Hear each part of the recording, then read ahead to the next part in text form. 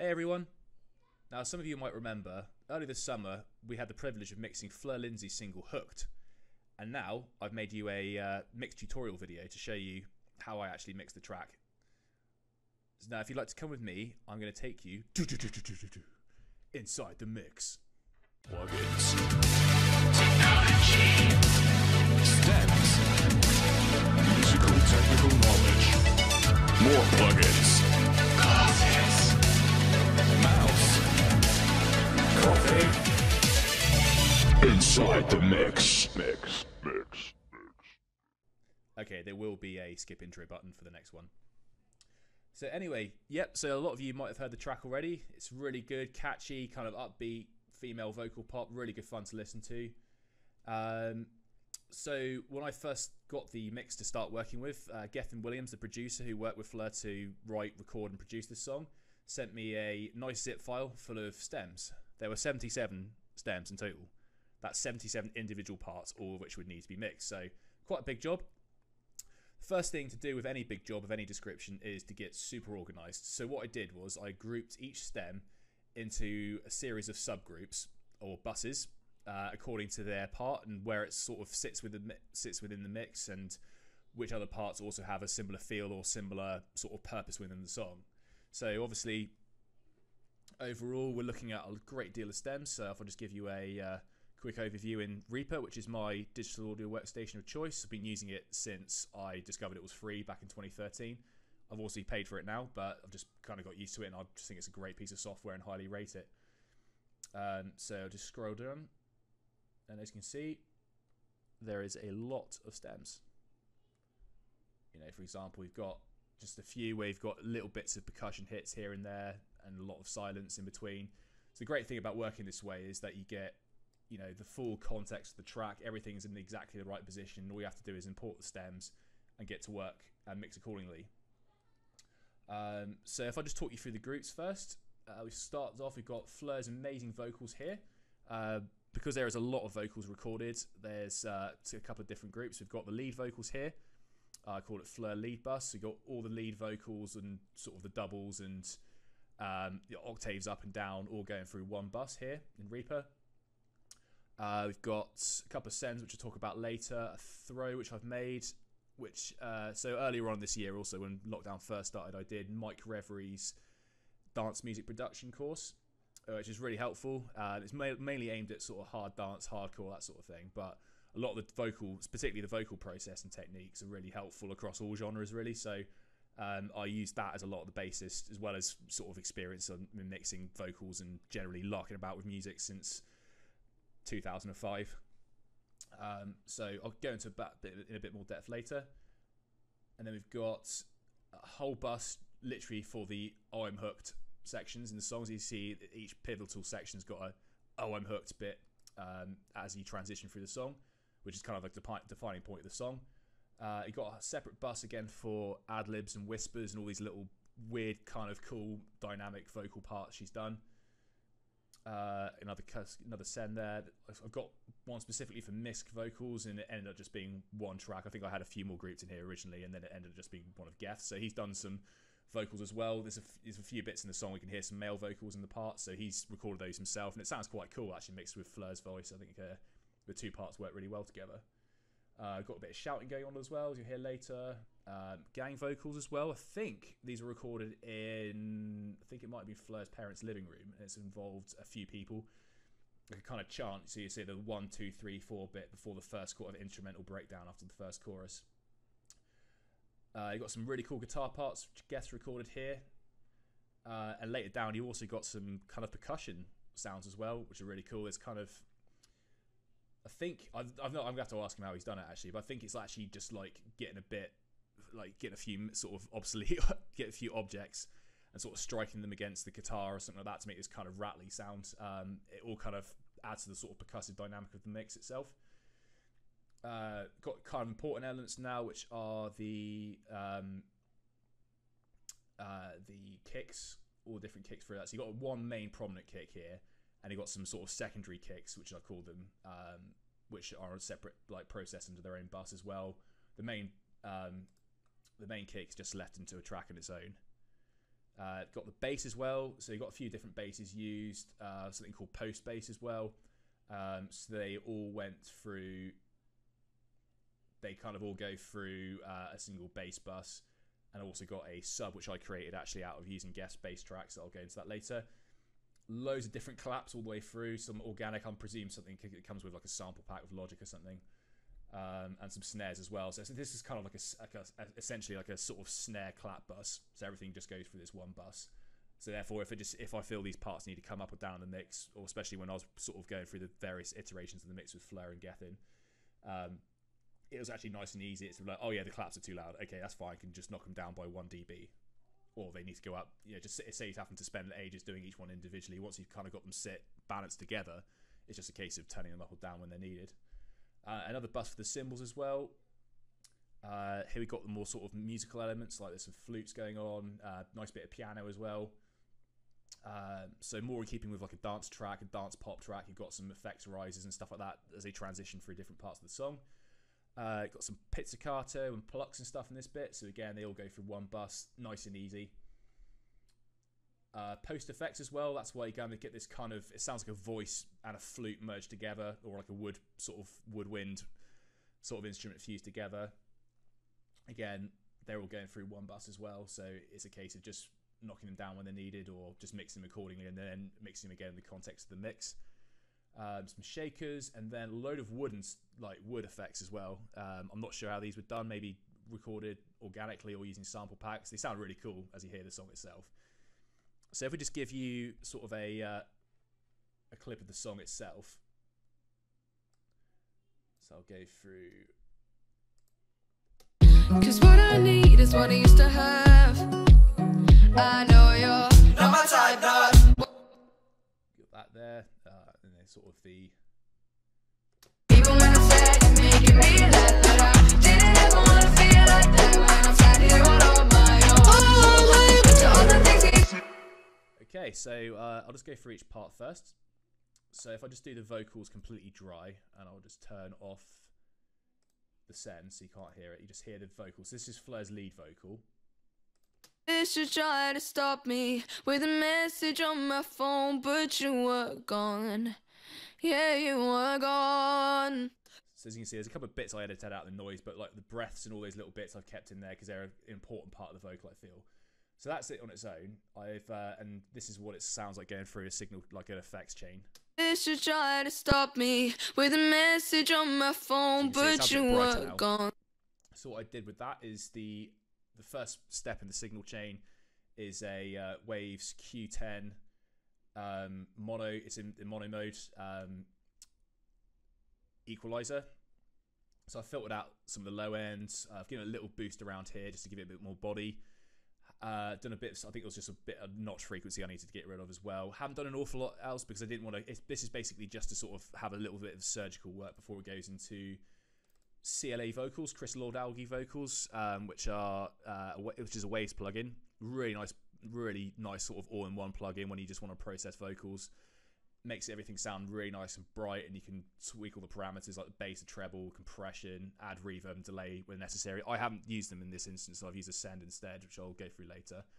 I used the rock female preset because, well, Fleur identifies as female, so it seemed to make sense. And I basically turned off all the reverb and delay and just made a few tweaks. I think the initial feedback there was a little bit too much sort of high end, a little bit too much sort of raspiness with the mix, not to do the vocal itself, just the way it's been processed. So the advantage of using this is you can just turn the treble down. So I'll just show you what it sounds like bypassed. Gone, yeah, you were gone, but without you, I don't feel quite the same, cause I'm used to you.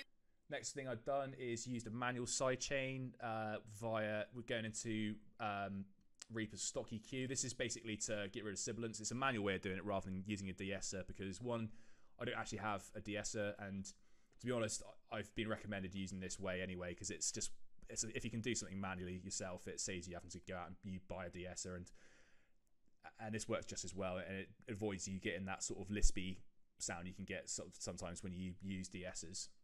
So this is all manual. I've set it up as like a preset within Reaper itself, so I can just call it up whenever I need it. So gone.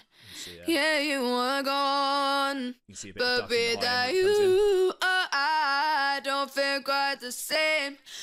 So that just gets rid of a bit of sibilance. It wasn't that noticeable in the first place, but it's just all these little kind of sounds. It just kind of tames them a little bit without actually taking them out and changing the actual sound of the words she's singing. So that's it for the lead vocal. And I've also got this going through a couple of sends. So we've got a reverb send and a delay send. So if I just mute that, if I just show you the reverb send first, I've automated the volume through several points as well. And it's really low in the mix, but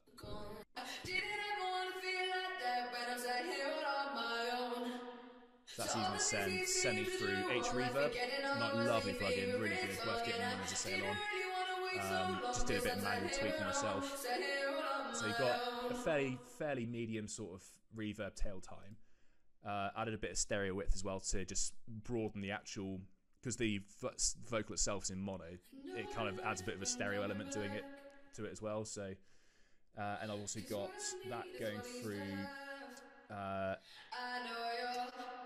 That's going through Reaper stock compressor, so I've got it in auxiliary mode, so it's kind of acting as a side chain. So every time a new word comes in, it kind of ducks out the reverb tail and makes it more consistent.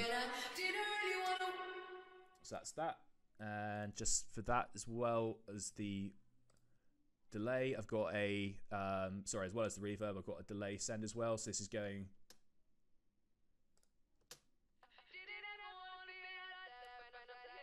using again Wave Super Tap in ping pong mode, which kind of sends it very, very slightly left and right, quite fast as well. It just adds a bit of slappy kind of dynamic to the. It's very, again, all very subtle, but it makes everything sound. It makes the vocals just sound that much more clear and pristine without having to alter them too much. So that is it. Yeah. So every time I hit the pause button, you can see you can hear the tails. So we've got that, and also. So generally with the other sort of lead, what I've called lead vocals, you've got a couple of doubles that appear during the choruses as well. I got an octave down as well.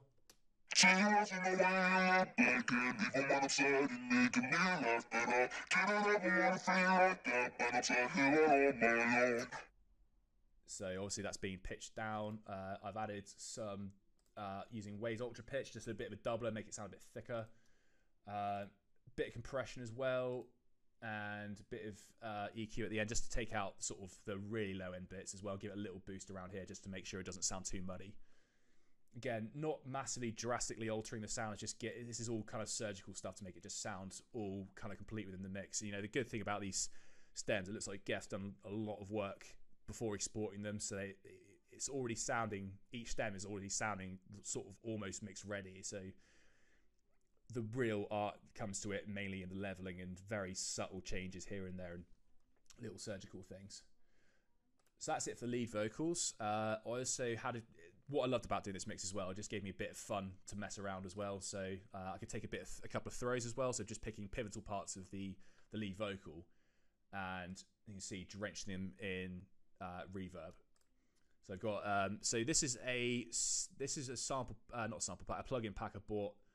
About 6 months ago. It was an offer on Plugin Boutique. It was by a company, I can't remember who the company is, but it's like a series of plugins called Air. I think it was about 20 quid, and there was 20 plugins, and they were all really good. So here's two of them. So you got Spring Reverb, just to get like a bit of bounce, and then go for a vintage filter, which I'll show you the significance of in a sec. So I think I just chose. Gone, but without you. So let's just show you. Here's a. So that bit is kind of where there's a little bit of a silence before the next section. It just adds a little bit of a kind of like bit of space, and it kind of, when you listen to it, kind of builds like, okay, I'm anticipating something now. It kind of just signifies the transition to another section. So if I mute it, this is what it sounds like without it. Gone, yeah, you are gone, but here's with. Yeah, you are gone, but without you. Just gives it that nice ghostly kind of feel. So the reverb time I kept fairly consistent throughout. There's a couple of times I'd chop it off so it would cut out before the next section, like here. So you got. another "Oh, I'm hooked." Then it would just cut out completely there. Another thing I did with this as well was I put it through the second bit in the signal chain is vintage filter, which is really cool. So I automated the cutoff. So there's 2 bits with the "Oh, I'm hooked." It kind of, you have a bit of a transition to the next section. See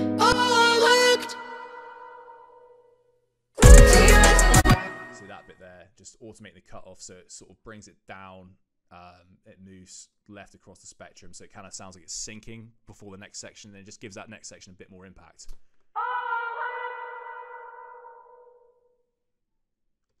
Now I did it again right at the end as well. Oh, not that bit.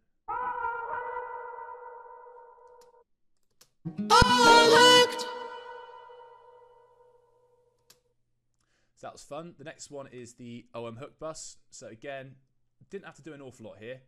Just had quite a sort of just sent the whole group of "Oh, I'm hooked" all the way through to through Vitamin first. Using this is a really good plugin. I definitely recommend it. I literally put it on everything. I think that any sort of bright element of a track, or indeed something that needs to be sort of ducked behind the rest of the mix, it's just so useful. I think it does loads of stuff. It's like sort of a secondary compression EQ. Mainly the main useful function of it is the saturation. So it just makes it sound, it kind of gives it that sort of emulates when they used to oversaturate the tape reels back in the day and make them just makes everything sound quite a little bit granular and a bit more, just, I don't know, it's quite hard to describe. It just makes it sound better. You know, when you take a Vitamin, you feel better. It's the same thing with this, with how it works in the music. So I'm using a backing vocal preset to make it sort of sound a lot different to the lead vocal parts, and make it kind of sit behind them, but at the same time, in terms of level, they're kind of the same sort of level.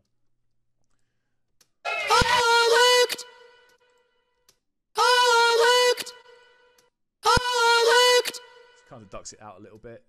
Got that going through, a bit of surgical EQ, just cutting out any mud that might be there. A couple of notches there to get rid of some troublesome frequencies. Got the same lispy, well, sort of de-essing sidechain, sibilance corrector. Got a compressor as well.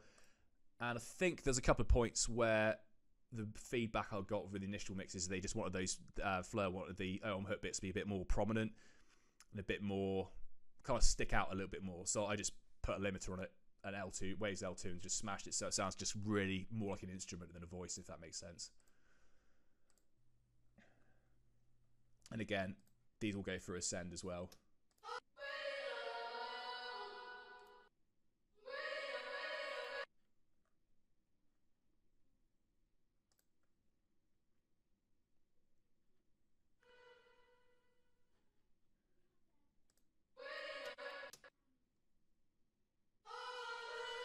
There you go. There's a couple of bits where it's been ducked out for various reasons.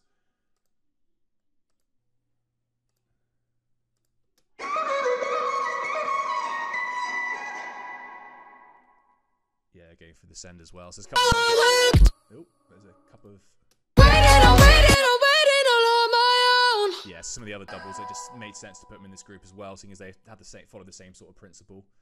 So again, got a reverb send. Most of those are going through the reverb send just to make it sound nice and big in the mix, nice and clear, but without being completely sloshed around by it. You know, the advantage of using sends, as I found over adding them directly to the signal chain, especially for a vocal, is that the vocal sits in front in the mix, and the sort of the reverb kind of sits behind it. Gives it the space it needs, but without completely swamping it and losing the dynamic of the individual words themselves and the vocal itself. It's like, imagine it's like a cake. So rather than putting it on top of the cake as a topping, you're putting it as the base, for want of a better description. I find that when you try to explain musical things, food often puts everything into context, especially when it comes to mixing. Anyway, enough of talking rubbish. I'll go on to the next bit. Got the bus, which I created for the all the ad-libs, all that kind of stuff. These little bits here. Without you,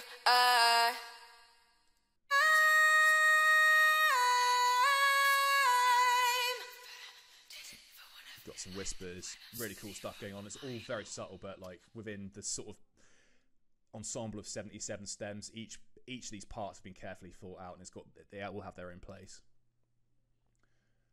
So again, that's going for a reverb send, same chain again. I'm using air reverb this time just because I just don't want to use the same reverb every time. Using EQ as well just to sort of box it out a bit, take away the ultra highs particularly because you don't want to have loads of sort of going through in the background. It'll just, it just gives you ear fatigue, and it's just a good way of getting that reverb in there but not having too much sort of sparkle and air and high end.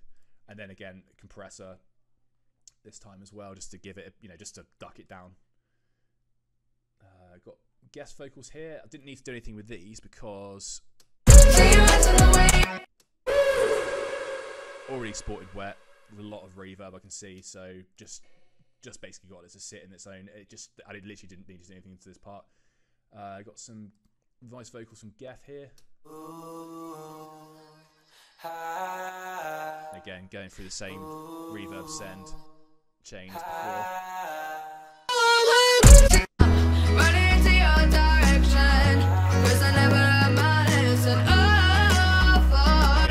Quite subtle. Fleur's clearly still singing the lead there, but this just kind of backs it up as well. Just gives it a little bit more of a nice basis as well. And you've got, got them left and right as well without me actually having to pan them at all, which is really nice. And again, go for the send. Got some shouting here going as well. Not my type, not what I like, but I'm alive like in your spotlight. Not my type, not what I like, but this is where you can really hear Vitamin come into its own. So I've got, what am I using? I've got a backing vocal 2 preset. I just generally use the presets and then tweak them according to taste. So if you hear it without, I'm using, got a little high pass filter going on there, rolling everything off below 500 hertz. Not my type, not what I like, but not my type, not what I like, but you can really hear the difference there with Vitamin on and off. It just adds that sparkle and that real nice sheen to it as well without sort of colouring the sound too much. This bit was really fun actually. So this is the bit that was recorded, I think, in Fleur's parents' living room. 1, 2, 3, hey! So for that, I ran the whole thing. It's all these different gang vocals going for a single bus into isotope vinyl, which is definitely worth getting hold of. It's kind of like a vinyl emulator. You can get vinyl scratch, noise wear, and dust and warp, and you can set it according to year too. 1, 2, 3, hey! So it kind of just takes. It kind of, in the grand scheme of things, it doesn't alter the sound dramatically. It just makes it sound. It takes off away some of the ultra highs and ultra lows, and obviously the further back you go in terms of time, the more like a vinyl or gramophone it will sound. I also automated the spin down, so when it finishes, it kind of just spins down like a record does. 1, 2, 3, hey! Yeah, you can't really hear it in the mix.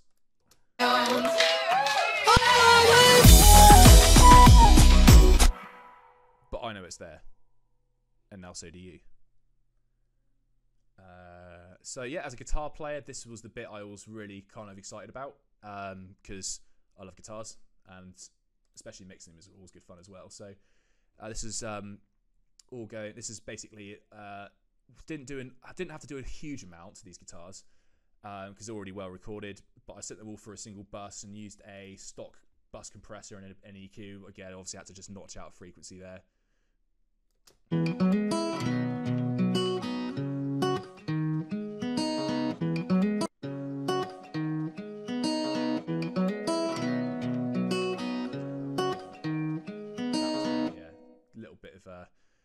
Sort of whistly frequencies. I just notched that out again, just took out the ultra lows and the ultra highs.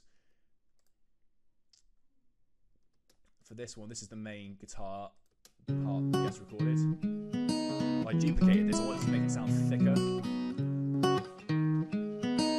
so on the duplicate I've just got, so I've kind of boxed it off to make it sound just quite thick.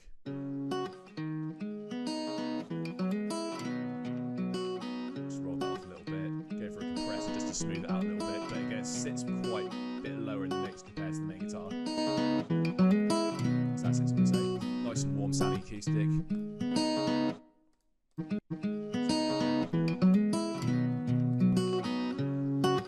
Makes it sound a bit airier as well. So just, yeah, that's just to basically thicken it. Sometimes you just, rather than sort of punching the levels up, sometimes I find just doing duplicates of existing parts just reinforces them within a mix without you having to sort of spend ages trying to tweak the volume and therefore messing everything else up that you've done as well. Just see what else I've done as well. This one, this was quite fun actually. So I ran this through, I got an instance of the guitar. So when he's got guitar 2, which is chorus, or pre-chorus,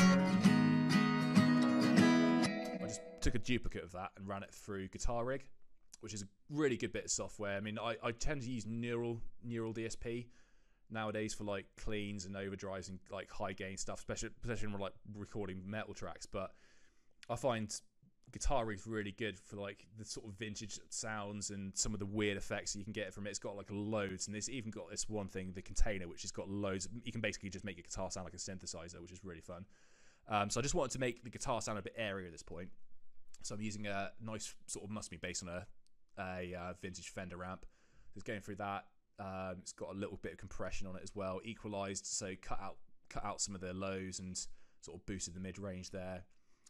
It's got it's got a tiny bit of reverb there before it goes into psych delay, which is kind of a psychedelic delay. It's got loads of cool effects on it. And then it runs into ice verb, which it's really good. It's really fun to play with, but it gives it that sort of icy kind of wide.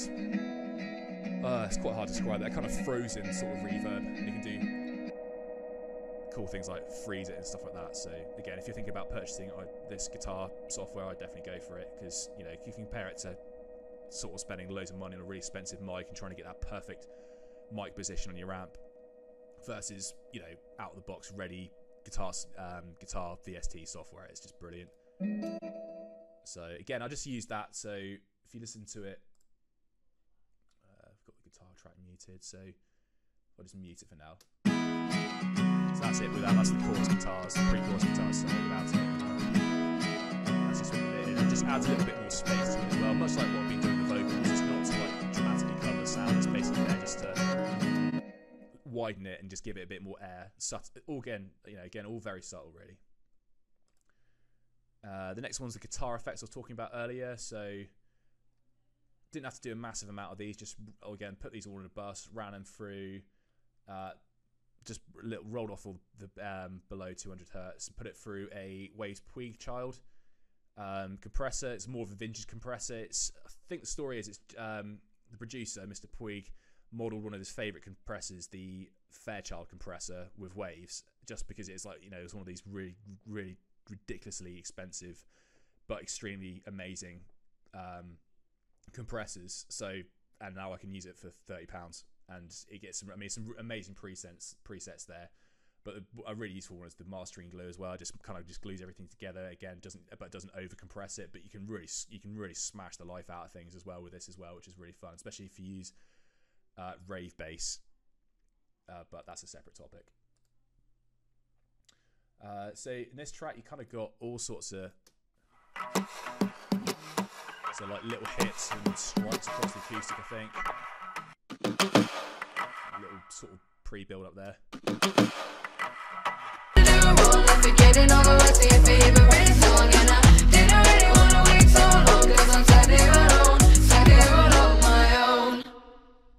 So that's that. Now some important bits. This is the send. Again, just another send, just, you know, knocked down to nearly -7 dB, just to give these parts a bit more space as well. Now I've got the kick drum, so hefty dance kick. I've got that going for quite extensive chain. Vitamin, again, my love of Vitamin will never cease to. It will just never cease. Using the big kit preset as well, just to give it a nice big boost. I might have overdone this one, to be honest, but I just wanted to make it sound really punchy. Using a vintage tube drive as well, just to give it that sort of. See, just makes it sound a bit sort of nasty, if that makes sense. An EQ as well, nothing drastic here, just a little bit like a rolling off below the kick to allow the sub to breathe, a little boost at 100 hertz, and then a little duck under there to allow the bass to sit in there. And I think again, I think another comment again was about the kick and just about sort of smoothing out a bit, make it consistent. You can see the waveforms. It's a slight boost, like sort of slight variance in waveforms here. So just to smooth it out a bit more, but not lose too much transience, I just put a L2 limiter on it again. Just a little, brought the threshold down a little bit, and then just sort of set the volume accordingly. And then we've got another bus here for secondary kicks. Sorry, my mouse is in dire need of replacement. So different, I think just different types of kick. So you're not just Geoff's not using the same kick all the way through the song.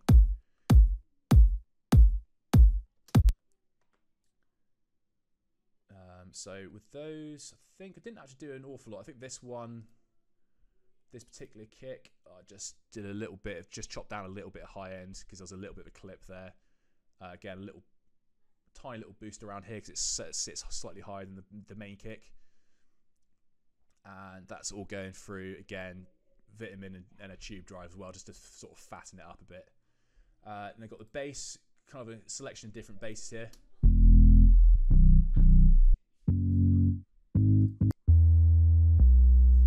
Some cool bass all the way through. So that's a post bass, so it always sounds pretty choppy. So out of these basses, I created a sub bass. So basically just got duplicates of each bass all the way through and just literally rolled off everything above 50 hertz, gave it a little boost there. I also side chained the main kick to it as well. You see so it just bounces a bit more like a dance track, just to give it a bit more of like a low end bounce. I felt just kind of just sort of secured the bottom end a bit. And when you hear it actually, the actual mastered version, the sub is very prominent. So again, I think this helps. It kind of makes it, just adds another dynamic to the whole thing, really. I think you might be able to hear my daughter in the background. So that's the bass. Claps, not an awful lot here.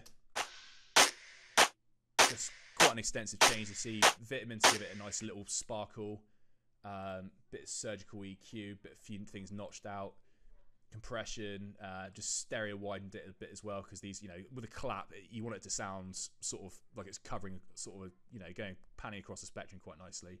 So I added a bit of stereo width as well, and then again, just to smooth everything out, a limiter right on the end.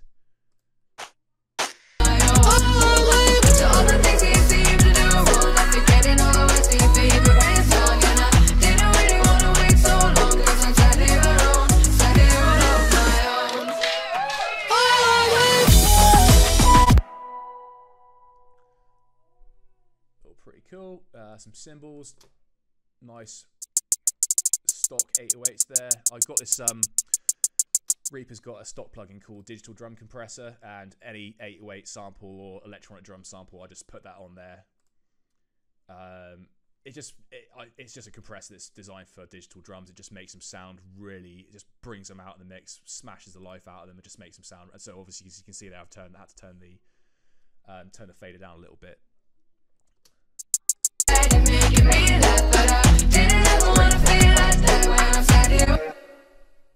You got the flute and piano here as well. Sounds almost sort of Midsummer Murders, I guess, or like English melodrama. Really cool little thing.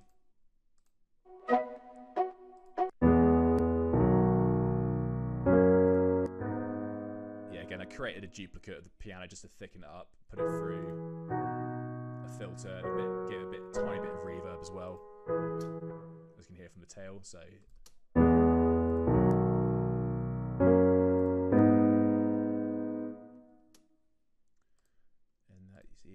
those bits, so nice little elements there. I've got all these risers and stuff. Didn't have to do an awful lot. I just added a bit of stereo width as well to make them sound a bit wider. Very cool. That must have been made using the vocal samples and stuff.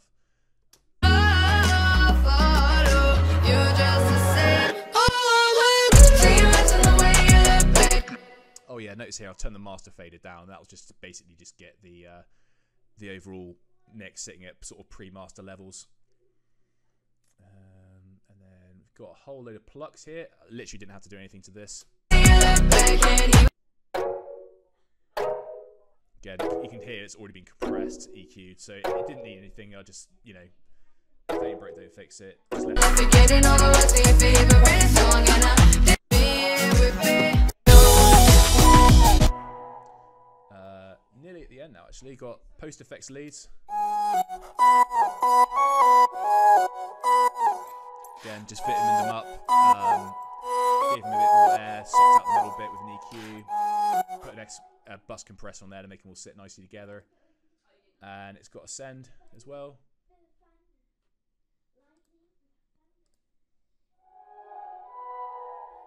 Quite a bit more subtle. I think I'm using, what am I using there? Yeah, diffuse, again, one of the air plugins, diffuse delay, which is really, it's a different sounding type of delay, so it just gives a bit more variety in the song rather than just using the same plugins and presets every time. I think I added another little send. Okay, that's very, very subtle, so I don't think you can even hear it in the main mix itself. I got the tambourines and stuff. So again, just knocked down the low ends, compressed it a little bit, nothing too drastic. You can see, yeah, threshold output's fairly low as well. So just to smooth it out a tiny bit, really, but nothing that's going to alter the sound too much. And the last bit is all these little wood things.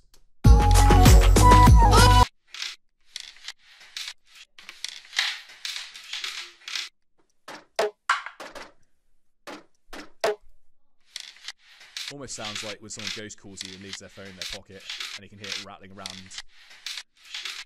and a few little background noises like they're having a hushed conversation with someone. Again, just all kind of cool stuff that I would never have thought to put in a track myself, but now I've seen someone else do it and I've mixed it. It's given me a few ideas. I'm waiting on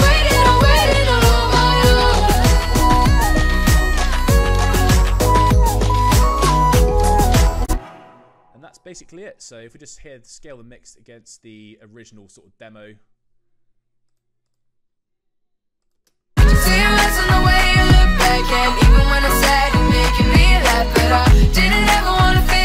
So obviously really good for a, you know, an actual sort of production sort of general mix.